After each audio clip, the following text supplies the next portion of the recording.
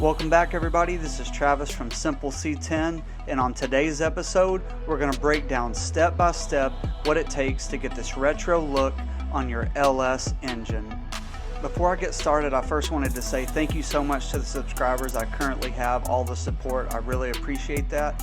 If you have yet to subscribe, hit the subscribe button now. If you hit it twice, you're going to get alerts every time I post a new video. That way you don't miss anything. All the parts that I talk about today are going to be linked in the description. So just click the title to this video and then it's going to pop up with all the links to the parts that I mentioned. The very first thing that you're going to need to purchase is one of these Holley single plane intake manifolds.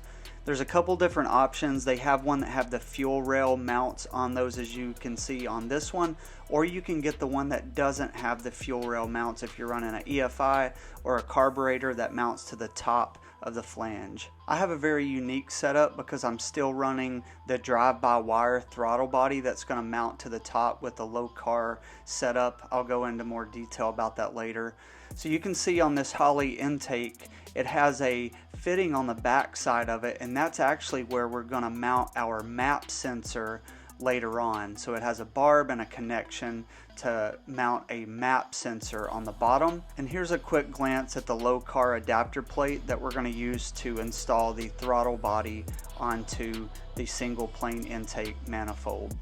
Here I'm just installing some of the rubber gaskets on the bottom of the intake manifold. You'll just lubricate those up with some oil and then install those onto the intake manifold first, and then we will install the intake manifold onto the heads.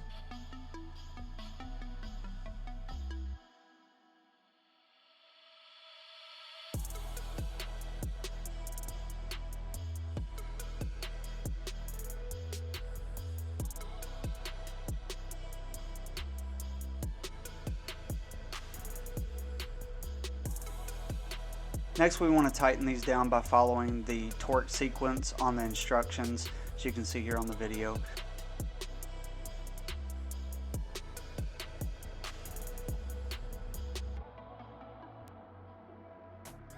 Next up, we have the fuel injectors. So I got these from Holley. They're a cell. You can see the part number in there. It's also linked in the description.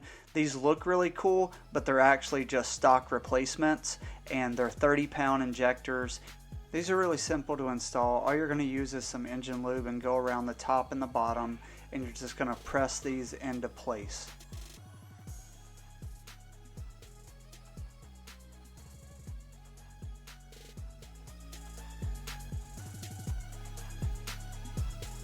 Next, we're going to install the Holley EFI fuel rails onto the fuel injectors. All we're going to do is press these onto the fuel injectors and then install them with the provided L brackets. So after you have these installed, what you want is to be able to twist the fuel injectors easily by hand. It's not supposed to be in there by force. They're supposed to be able to turn inside the pocket.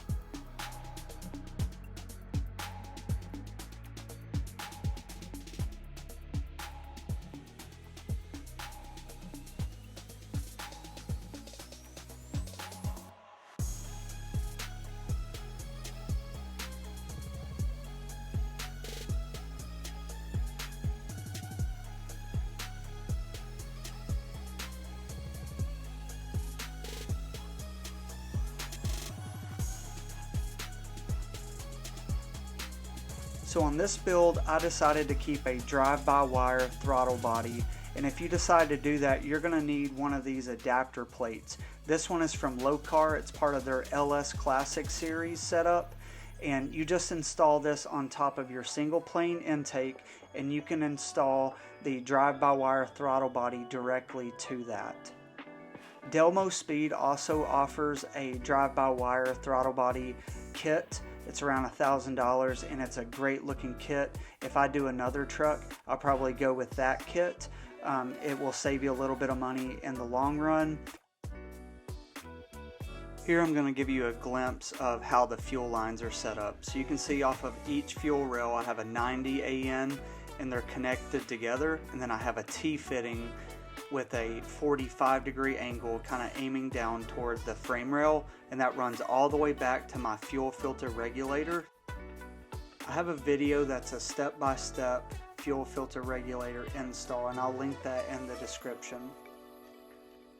Next, we're going to install our MAF sensor in the back of this intake manifold, and all you have to do is take your MAF sensor and then hook up some type of tubing that's going to hook into the back of the intake manifold. I found this nice 90-degree hose fitting that fit into the barb style that I have and then fit right over the MAF sensor tightly.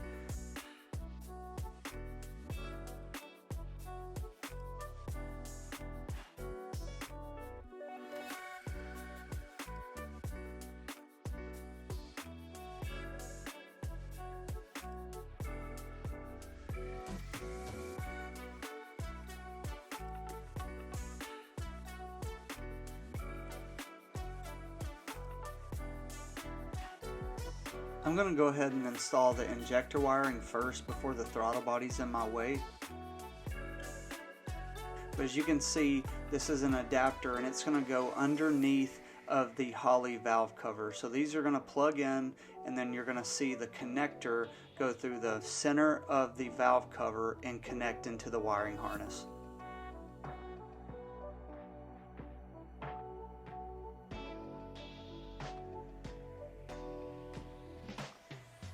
Now it's time to install the throttle body. This is a 90mm GM style throttle body, and it's a 6-pin connector. So a lot of your LS harnesses may have an 8-pin, but later on I'll show you that we're going to use something called an XLink to connect it.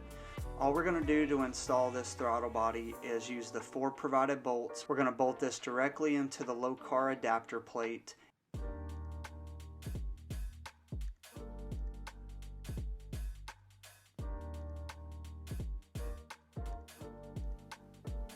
Here we have the air filter flange, so this is going to go onto the throttle body, and this is going to allow us to mount the dual snorkel air cleaner onto this intake. So this is a really important part. It's going to allow the air cleaner to stick up enough to actually bolt down on it. Now you will have to have the Lokar air cleaner because it has the back section kind of cut out of it. That way it can fit on top of here. I'll show you that in just a minute. This just clamps down with a bolt. You'll tighten it down.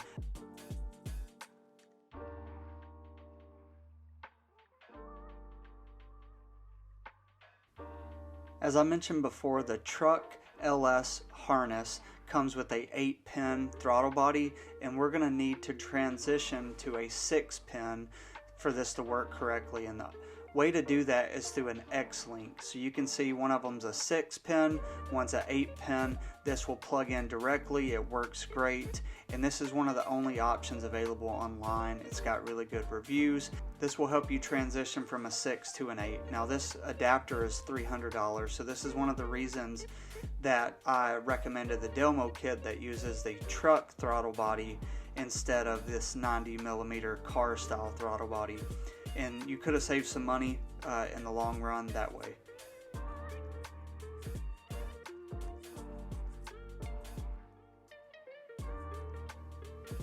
One of the things that I was the most curious about whenever I was doing this swap is, what do you do with the MAF sensor, the MAF sensor that usually plugs into the front intake? And what you do is we're going to transition from a MAF sensor to an air intake temperature sensor that's going to allow us to run speed density tuning. So to change your MAF sensor to a air intake temperature sensor, all we're going to do is depin a couple of the pins off the MAF, and we're going to use the brown and the black wires to plug in a sensor that we're then going to plug into the bottom of the air intake. So here's the temperature sensor that I bought from Amazon. I went ahead and put a rubber grommet on it. That's how I'm going to connect it to the air intake. All I'm going to do is splice into the 2 wires into the MAF sensor, the brown and the black wire.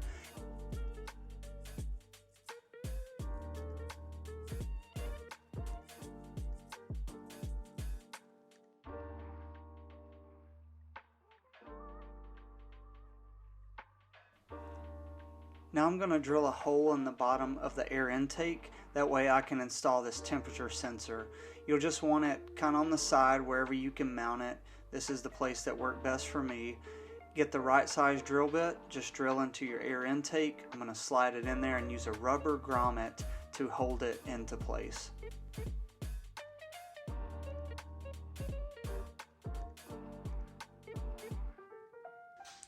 Alright, I'm going to give you a rundown of how I wired this thing. I run all my injectors underneath the intake, each to each individual. And I put some loom around them. Underneath here, as you can see, I ran the connector out and loomed it, and it connects under here. This side's a little bit shorter on the harness. I couldn't quite get it to click in there, so I didn't want to put it somewhere that I could not get to it in case of emergency or maintenance or whatever. So I put it right there. When you get the air cleaner on it, you can't see any of the stuff that's on top here. And then let's look at the back side. It's kind of hard to see. The main wiring harness comes from there. Got like a little connector that's in a threaded bolt there, and it holds it really tight. So the things you have coming out of the back of this harness is all your connectors. You've got throttle body, you've got the IAT that I made, you've got 2 coils, the injector harness. There's a lot of wiring here in the back that you have to kind of condense down.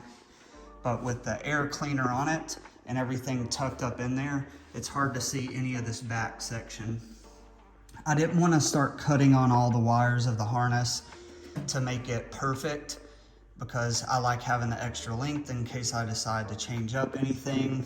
I really don't want to cut on a brand new harness either. Maybe on the next build I can do that. So all that's left now is to put the air cleaner on here, to plug in the IAT sensor, and then that's pretty much it. I have another steam port coming that plugs into the water pump. It's a Holley one, it's just not here yet, so I just plug that in case I get to a point where it's ready to fire up. But you can see there's a few little wires showing here and there, but overall, very, very clean. I'm really happy with it being my first one. A lot of people were asking about the throttle body. This is not a carb, this is a drive-by-wire throttle body.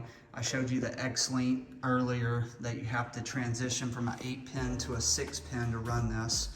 Delmo has a setup that will have a drive-by-wire that's this exact same setup with a transition piece kind of like this, and his looks really good. It also comes with the valve cover to cover that up to make it look like a small block, and then you relocate your ignition coils to the back of the motor. Some of the wiring you can't see here. I located my temperature sensor back here so it wouldn't be on the front of the engine like it normally is right here. That had one less wire. One of the wires running to the front is this wire right here. That's the alternator wire.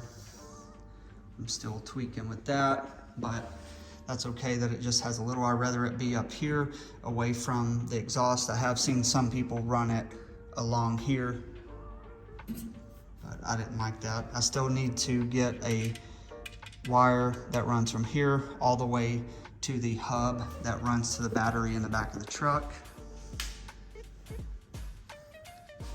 All right, that's the wiring for the most part.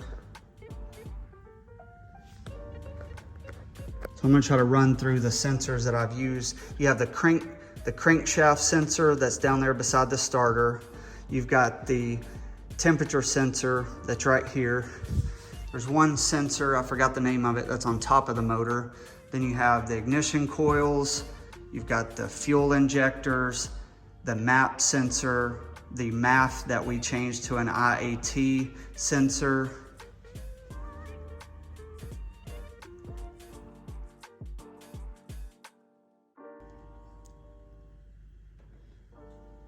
I believe that is all the sensors.